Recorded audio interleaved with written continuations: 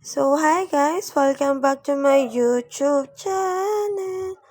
So, ngayon, ituturo ko naman kung paano nga ba umorder sa TikTok Shop. So, ayan guys, punta lang tayo sa TikTok.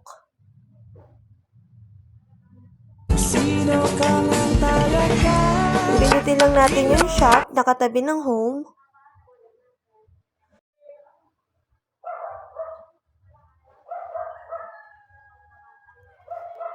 So, ayun guys, pili lang tayo dito ng item na orderin natin. So, ayun guys. Pili lang tayo ng kulay. Then, so ito guys, check lang natin yung address natin guys. So, ayun guys, makikita natin dito, meron tayong TikTok Shop discount.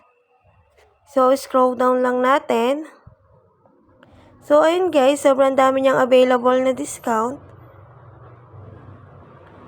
So, dito guys, pwede tayong mamili ng payment of method.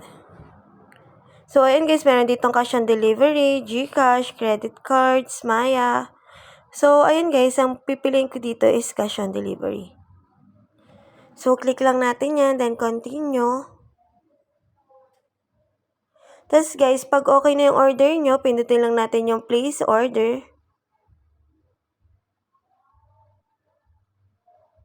So, ayun guys, okay na. Ganun lang kadali umorder sa TikTok Shop.